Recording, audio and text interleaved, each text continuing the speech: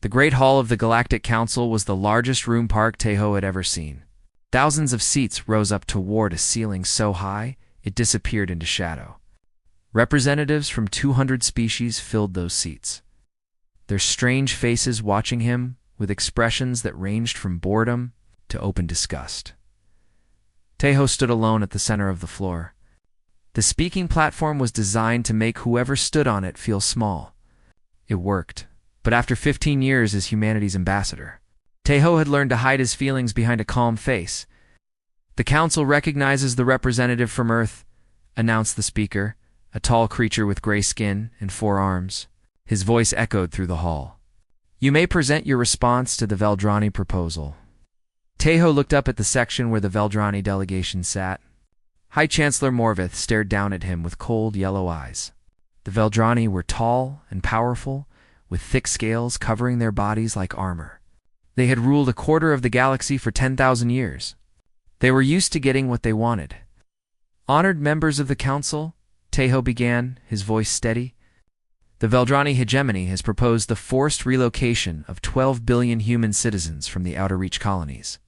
They claim they need this space for mining operations. They have given us 60 standard days to comply." Soft laughter rippled through parts of the hall. Taeho ignored it. "For 300 years, humanity has been a member of this council.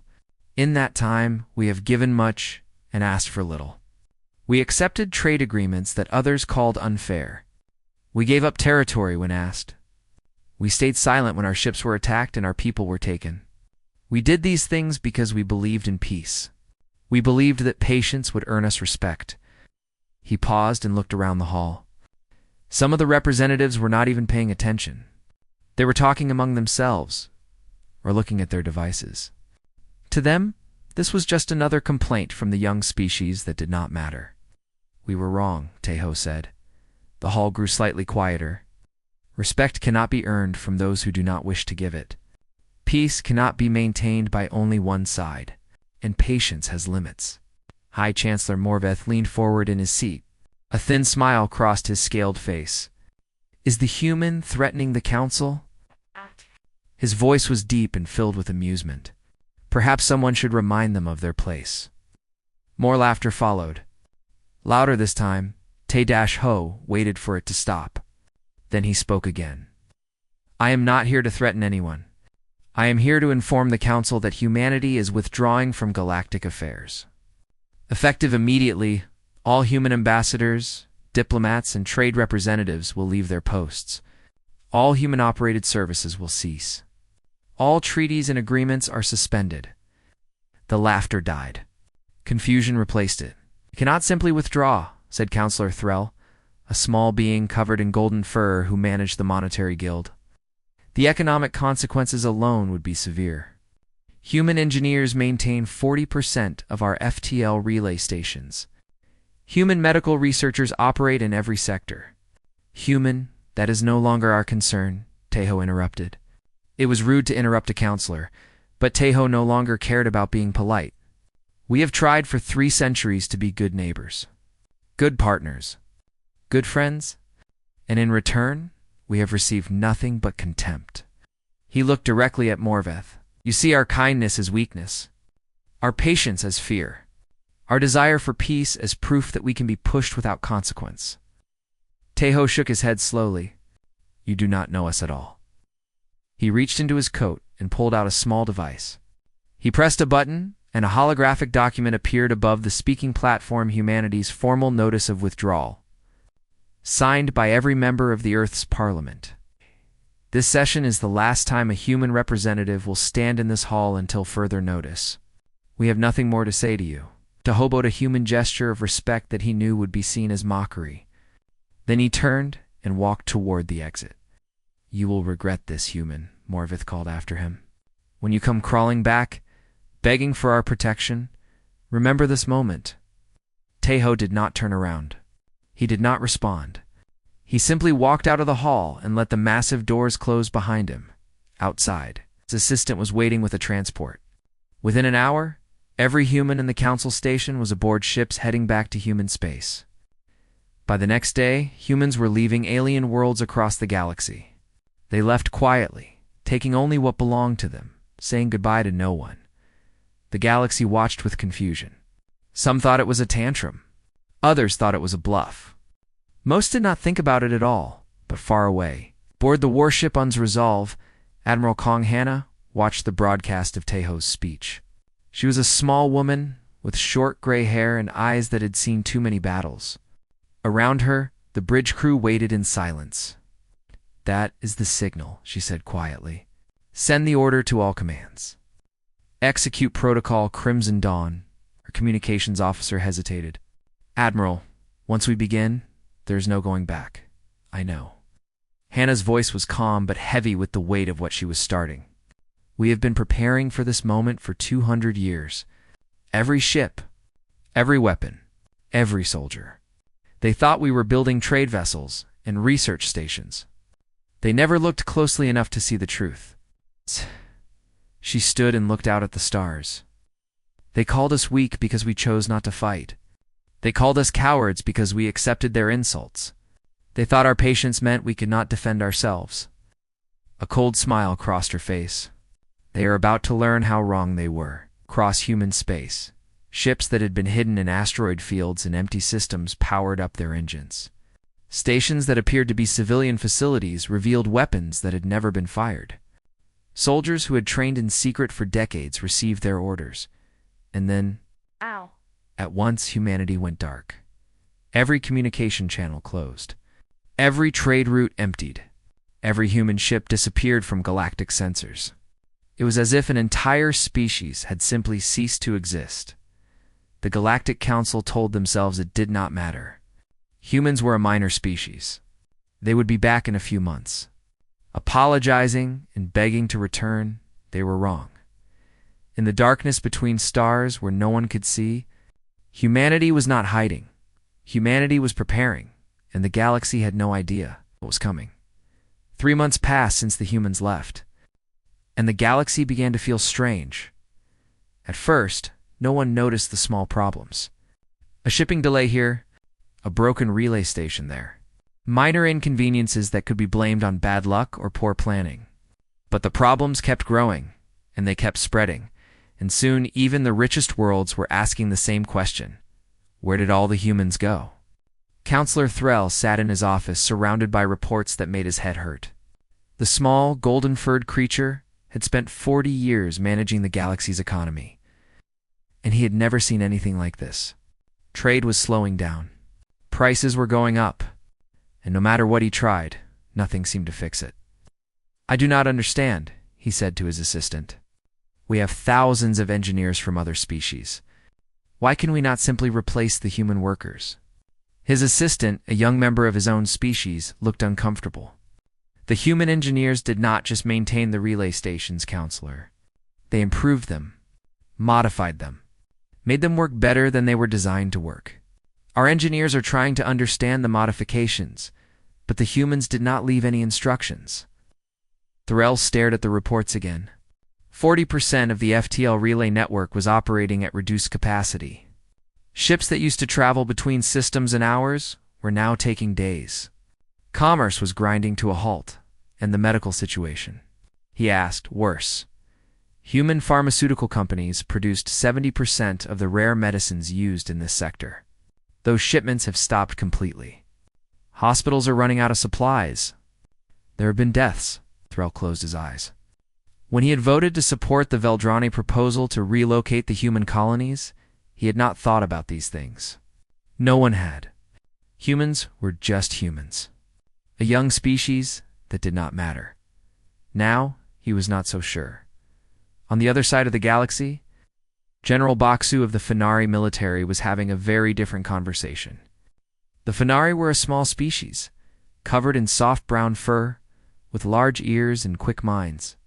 They had never been powerful enough to challenge the elder races, so they had learned to survive by being useful and smart.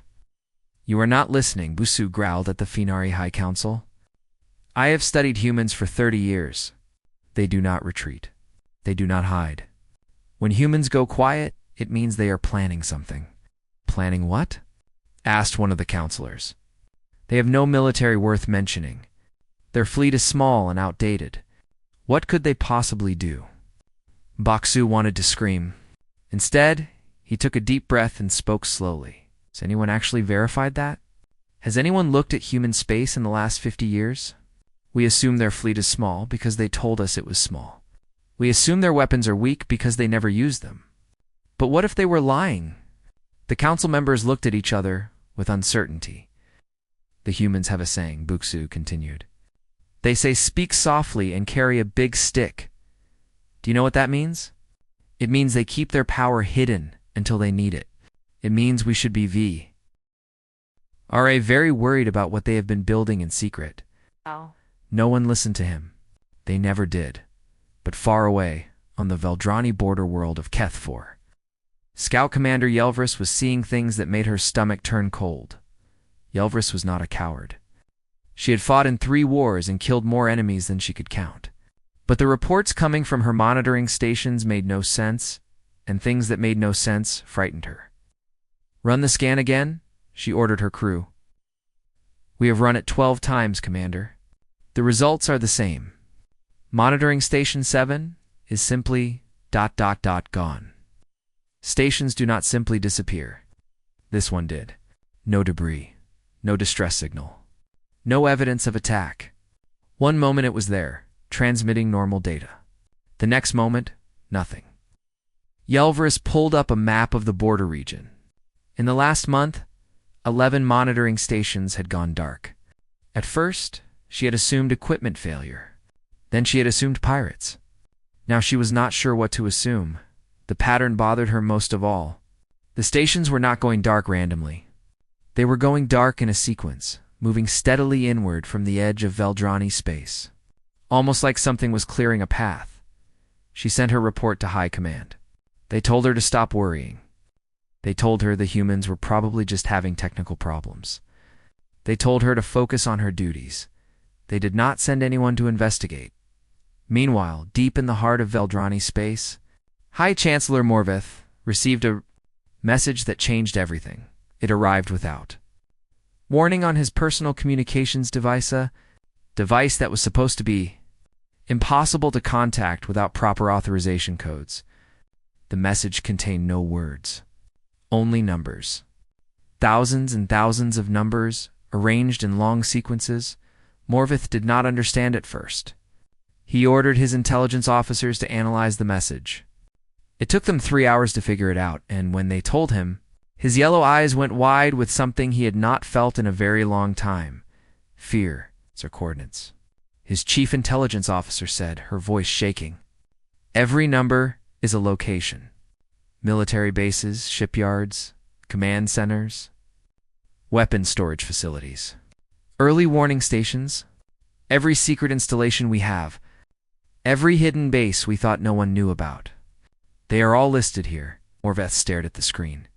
That is impossible. Half of these locations are classified at the highest level. Not even our allies know about them.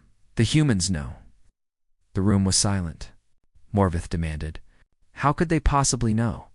No one had an answer. That night, Morvith stood alone on the balcony of his palace, looking up at the stars. For 10,000 years, the Veldrani had ruled through strength and fear. They had crushed anyone who opposed them. They had built an empire that stretched across a quarter of the galaxy, and now, somewhere out there in the darkness, a species that he had dismissed as weak and unimportant knew every secret his empire possessed. He did not sleep that night, no. One who received that message slept well again, because they all understood. Finally, what that message meant. It was not a threat. It was not a warning. It was something far worse. It was a promise. The humans were saying, without words, we see you. We know where you are. We know where everything is, and when we come for you, there will be nowhere to hide. The galaxy was finally beginning to understand what they had awakened. But by then, it was far too late. In the empty space between galaxies, where no star shone and no ship traveled, humanity had built its true fleet. Fleet Admiral Shin Wujin stood on the observation deck of the Un's Eternal Vigilance and looked out at the armada that stretched before him. Thousands of warships hung in the darkness, their hulls black against the void, their weapons cold and ready. These were not the small, outdated vessels that humanity showed to the galaxy. These were weapons of war, unlike anything the elder races had ever imagined. 200 years, Wujin said quietly. 200 years of building. 200 years of waiting. 200 years of pretending to be weak while we prepared for this moment. Behind him, Dr. Lee Murray nodded. She was a small woman with tired eyes and hands that had built weapons capable of destroying worlds. She had spent her entire life working on technologies that she hoped would never be used. Now, it seemed, they would be. The quantum shields are fully operational, she reported. Every ship in the fleet is protected by technology they do not even know is possible. Their weapons will pass through us like light through glass. In the silence, Mir's face became serious. Ready, though I pray we do not need to use it. The silence was her greatest achievement and her greatest shame. It was a weapon that did not destroy, it erased. Ships targeted by the silence did not explode or burn. They simply ceased to exist, as if they had never been there at all. No debris, no survivors, no evidence. It was the most terrible weapon ever created. We will use it only if we must, Wujin said. Our goal is not to destroy the Veldrani. It is to break them. To show the galaxy that humanity cannot be pushed any further. He turned and walked back into the ship, Mireille following close behind. In the war room, his senior officers were gathered around a massive holographic display showing the galaxy. Red dots marked Veldrani positions. Blue dots marked human forces. There were far more blue dots than anyone in the galaxy would have believed. Ladies and gentlemen, Wujin began, today we begin something that will change the galaxy forever. For 3 centuries, we have been treated as children. Mocked, insulted, pushed aside. We accepted it because we hoped for peace. That hope is dead now. Lieutenant Choi Yun-bai, his chief intelligence officer, stepped forward. Sir, we have confirmed that the Veldrani are moving their fleet to defensive positions. They received our coordinate message. They are scared. Good. Fear makes people stupid. And stupid enemies are easier to defeat. The display shifted to show Earth's humanity's homeworld. On the steps of the Global Parliament building in Seoul, Prime Minister Baek Do-hye was preparing to address not just humanity, but the entire galaxy. The broadcast is ready, an officer reported. Every communication channel in the galaxy will receive it simultaneously. There is nothing they can do to stop it. Wujin nodded. Let her speak. Across the galaxy, on every world, on every station, on every ship. Screens flickered and changed. The face of a human woman appeared middle-aged, with sharp eyes and a calm expression that somehow seemed more frightening than anger. My name is Baek Do-hye, she began, her voice clear and strong. I am the Prime Minister of the United Earth Government. I am speaking to you today to deliver a message that has been 300 years in the making. In the Galactic Council chamber, delegates scrambled to understand what was happening. In Veldrani command centers, officers watched with growing horror. In homes and offices across 1,000 worlds, ordinary beings stopped what they were doing to listen. When humanity first reached the stars, we were young and naive. We believed that other species would welcome us, that intelligence and civilization meant kindness and cooperation. We believed that the galaxy would treat us fairly if we were patient and peaceful. Her expression hardened. We were fools. For 300 years you have treated us as lesser beings. You have taken our territory. You have enslaved our people. You have laughed at our suffering. And through it all, we remained patient. We remained peaceful. We turned the other cheek, again and again, hoping that someday you would see us as equals. She shook her head slowly. That hope died 3 months ago. When the Galactic Council voted to relocate 12 billion of our citizens to make room for Veldrani mining operations. That was the final insult. The final proof that peace with the elder races is impossible. The image shifted to show the human armada in all its terrifying glory. Ships that should not exist. Weapons that should not be possible. Technology that made the most advanced Veldrani vessels look like children's toys. You thought we were weak because we chose not to fight. You thought we were cowards because we accepted your insults. You thought our patience meant we could not defend ourselves. Do-hye's voice became cold as ice. You were wrong. For 200 years, while you mocked us and pushed us and took from us, we were building. In the spaces between stars, in the darkness where you never thought to look, we created the most powerful military force the galaxy has ever seen. We developed weapons you cannot comprehend. We trained soldiers you cannot defeat. We prepared for the day when patience would no longer be enough. That day has come. To the Veldrani hegemony and all who have supported them, humanity is no longer asking for respect. Humanity is no longer hoping for peace. Humanity is no longer willing to wait. She leaned forward, and her eyes seemed to look directly into the soul of everyone watching. This is not a warning. This is not a threat. This is a declaration of war. We are coming for you, and there is nothing in this galaxy that can stop us. The broadcast ended. For a long moment, the galaxy was silent. Then the chaos began on Veldrani Prime. High Chancellor Morvith screamed orders at his officers, demanding they prepare for attack. In the Galactic Council, delegates shouted over each other, some demanding immediate action, others begging for negotiation. On 100 worlds, military forces mobilized for a war they did not understand against an enemy they had never truly seen, and in the darkness between galaxies. Fleet Admiral Shinwu Jin gave the order that started it all. All ships, he said, his voice calm and steady. Begin operations. Show them what humanity is truly capable of. The fleet moved forward, emerging from the void like ghosts, heading toward a galaxy that had finally learned the price of underestimating humanity. The war had begun, and the Veldrani, for the first time in 10,000 years, knew what it felt like to be afraid. The war did not begin with a great battle. It began with silence. In a single moment, every Veldrani command center lost contact with every other. Communication networks that had operated without failure for 1,000 years simply stopped working. Admirals could not reach their fleets. Generals could not reach their armies. High Chancellor Morveth, sitting in his war room on Veldrani Prime, suddenly found himself completely alone. "What is happening?" he demanded. "Why can I not contact anyone?" His officers scrambled at their stations, trying to understand, but there was nothing to understand. The humans had not jammed their communications or destroyed their satellites. They had done something far worse. They had taken control of the entire network and simply switched it off. The largest military force in the galaxy had been blinded and deafened without a single shot being fired, while the Veldrani struggled to understand their situation. Captain Yoon Guan led the first wave of human forces toward their true objective. She stood on the bridge of the Un's liberation, watching her target grow larger on the screen, not a military base or a shipyard, but something far more important, a slave camp. The Veldrani had built their empire on the backs of conquered species.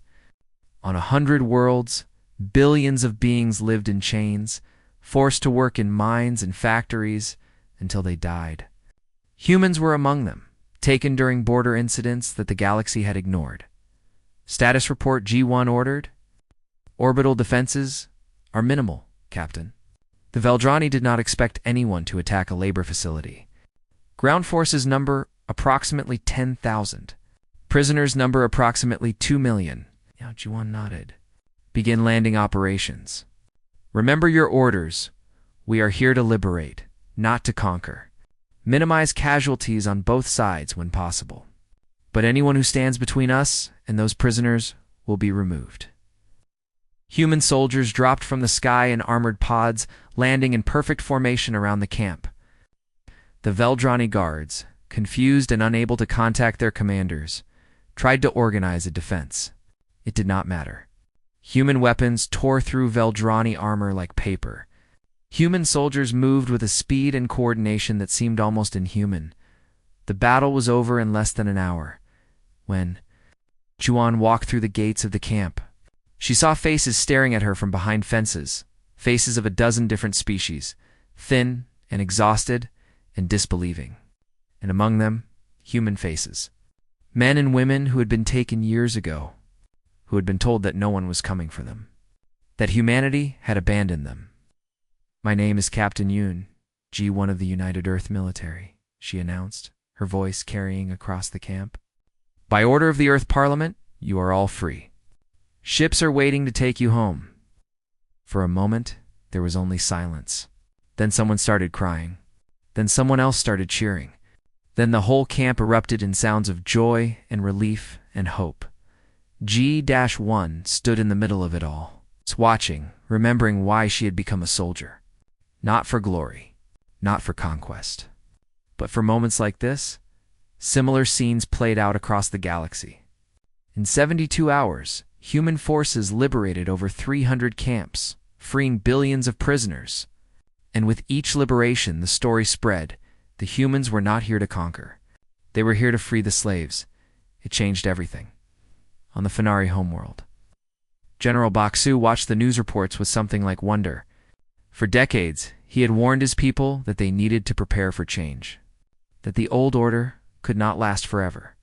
Now, change had come, wearing a human face. They are not what we expected, said a voice beside him.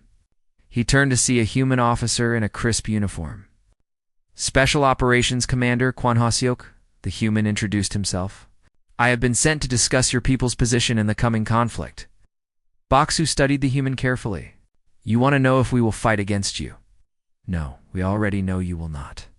The Fenari have been feeding us intelligence for a century. Your government did not know, but certain individuals understood that the old order would eventually fall. They chose to help us prepare. Baksu's ears flattened against his head in surprise. We have spies among my people? Friends, Ha-seok corrected, who believed, as you do, that the galaxy deserves better than Veldrani rule. We are here to offer your government a choice: official neutrality or official alliance.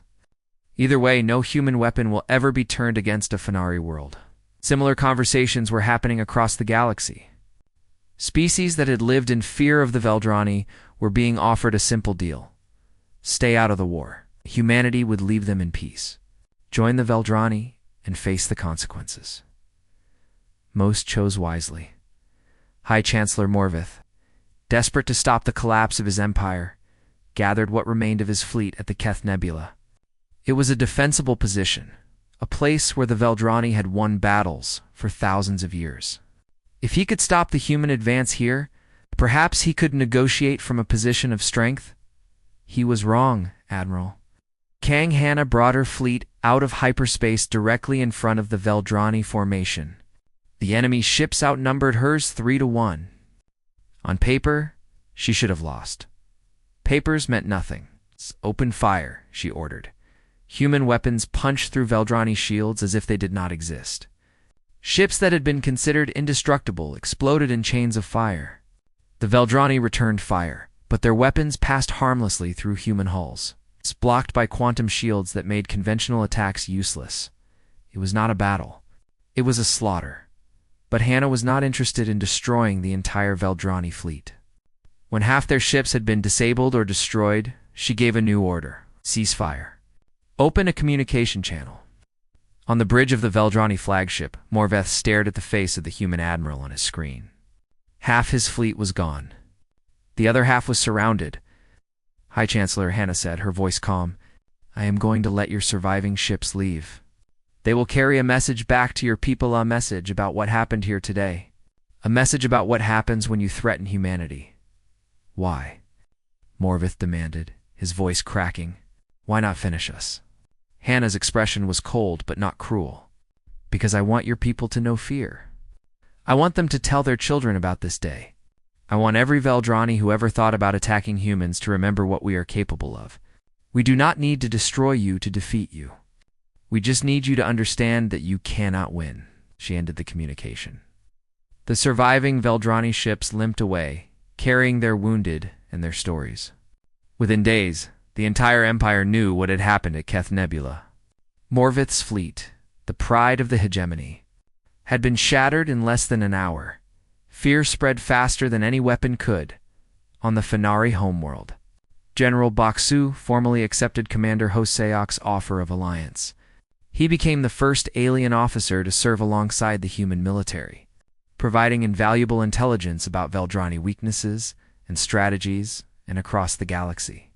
Species that had lived under Veldrani rule for millennia began to wonder if perhaps, finally, their freedom was possible. The war was not over.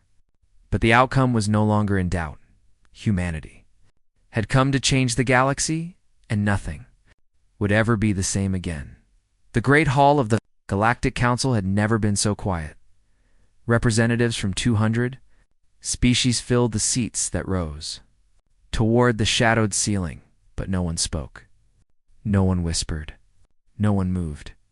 They simply watched as High Chancellor Morvith, once the most powerful being in the galaxy, walked slowly toward the speaking platform at the center of the floor. He was alone. His guards had been taken away. His fleet had been destroyed. His empire had collapsed in a matter of weeks. The being who had ruled a quarter of the galaxy now looked small and broken, his scales dull and his yellow eyes empty. Morvith stopped at the platform and lowered himself to his knees. It was a gesture of complete surrender, something no Veldrani had done in 10,000 years. "I submit," he said, his voice barely above a whisper. "The Veldrani hegemony accepts unconditional defeat." From the human delegation section, Prime Minister Beekdohai rose and walked down to the speaking platform. She moved with quiet confidence, her footsteps echoing in the silence. When she reached the platform, she did not stand above Morvith. She stood beside him. "Get up," she said. Morvith looked at her with confusion. I said, "Get up. Humanity did not fight this war to watch you kneel. We fought it to ensure that no one would ever have to kneel again." Slowly, Morvith stood. He towered over Dahai physically, but somehow she seemed larger, stronger, more powerful. Dahai turned to address the council, her voice clear and strong. "The war is over. The Veldrani hegemony has been defeated. And now we must decide what comes next." She paused, letting her gaze sweep across the hall. "Many of you expected humanity to take the Veldrani's place, to become the new rulers of the galaxy, to make you all kneel as you once made others kneel. Some of you hoped for it, thinking that a new master might be better than the old one." She shook her head. "You do not understand us at all." Dahai raised her hand, and a holographic document appeared above the platform, a treaty, written in 100 languages, outlining the future of the galaxy. Humanity's terms are as follows. First, the Veldrani hegemony will be dissolved. There will be no empire. The species that were conquered will be free to govern themselves. Murmurs rippled through the hall. Second, all slaves held by the Veldrani or anyone else will be freed. Slavery in any form is now forbidden throughout the galaxy. Anyone who continues to keep slaves will face military action. The murmurs grew louder. Some species had depended on slave labor for generations. They were not happy. Third, the Galactic Council will be restructured. There will be no more elder and younger species. No more hierarchy based on how long your civilization has existed. Every species will have one vote. Every species will have equal standing. Now the hall was buzzing with conversation. This was not conquest. This was revolution. Dahai waited for the noise to die down before continuing. Why would humanity demand equality instead of dominance? Why would we fight a war only to give power away? She looked around the hall, meeting eyes from a dozen different species. The answer is simple. We did not go to war for territory or resources or power. We went to war because the galaxy was wrong, and someone needed to make it right. Her voice softened slightly, but lost none of its strength. For 300 years, we showed you kindness, and you called it weakness. We showed you patience, and you called it fear. We offered you peace, and you treated it with contempt. We needed you to understand that kindness is not weakness, but we are also not weak. We needed you to learn that mercy is a choice, not an obligation. She glanced at Morvith, who stood silent beside her. The Veldrani ruled through fear. They believed that the only way to be strong was to make others afraid. They were wrong. True strength is not about how many enemies you can destroy. It is about how many you do not need to. Dahai turned back to the council. Humanity could have destroyed the Veldrani completely. We could have conquered every world in their empire. We could have become exactly what they were. But what would that prove? That we are just as cruel? Just as short-sighted? Just as doomed to eventually fall? She shook her head. No, we choose a different path. We choose to build a galaxy where species cooperate instead of compete, where strength is used to protect, not to conquer, where the powerful have a responsibility to help the weak, not exploit them. This is not charity, she added firmly. This is strategy. History has shown, again and again, that empires built on fear and oppression eventually collapse. They create enemies faster than they can defeat them. They spend so much energy controlling their subjects that they have none left for progress. Humanity wants to explore the universe. We want to discover new worlds, new technologies, new ideas. We cannot do that if we are constantly fighting to maintain an empire. We cannot do that if the galaxy is filled with species that hate and fear us. So yes, we are offering equality, not because we are weak, not because we are naive, but because it is the only path that leads somewhere worth going. She let her words settle over the hall. You have a choice now. You can accept these terms and help us build something new, or you can reject them and watch as the old order tears itself apart. The war has shown that military resistance is pointless, but we will not force you to be free. We will not force you to be equals. We will simply give you the opportunity and let you decide. Counselor Threll of the Monetary Guild was the first to speak. And if someone decides to rebuild what the Veldrani lost, if someone tries to create a new empire, Dohai smiled coldly. Then they will meet the same fate. Our fleet remains. Our weapons remain. Our willingness to use them remains. We do not want to be the galaxy's police. But if necessary, we will be its last line of defense against tyranny. One by one, the species of the Council voted to accept humanity's terms. Even those who had benefited from the old order understood that they had no choice. The humans had proven their power. Now they were offering partnership instead of domination. Only a fool would refuse. When the vote was finished, Ambassador Park Tae-ho returned to the hall for the first time since his departure months earlier. He took his place at the human delegation section, the same spot where he had once stood alone and ignored. Now, delegates from every species watched him with respect and perhaps a little fear. Tae-ho simply nodded in acknowledgement and said nothing. There was nothing that needed to be said in the months that followed. The galaxy transformed. Dr. Lee Mir led a program to share human technology with former enemies, believing that prosperity was the best defense against future wars. Admiral Shin Woo-jin retired the Shadow Fleet, turning it to the darkness between galaxies, not disbanded, but waiting. A reminder of what humanity could do if pushed again. Admiral Kong Hanna accepted a position as the first commander of the new Galactic Defense Force, working alongside officers from a dozen species, including General Boucher of the Finnery. Together, it built something that had never existed before, a military that protected everyone equally, and Prime Minister Baek Dahai. When asked by a young reporter what humanity hoped to achieve now that the war was over, gave an answer that became famous across the galaxy. We hope to never fight again. We hope that the galaxy has learned its lesson that kindness is not weakness, that patience is not submission, and that mercy is not fear. We showed the universe what happens when you mistake our peace for inability to make war. She paused and looked out at the stars. Now we will show them what happens when we turn our full attention to peace, and I promise you it will be even more impressive.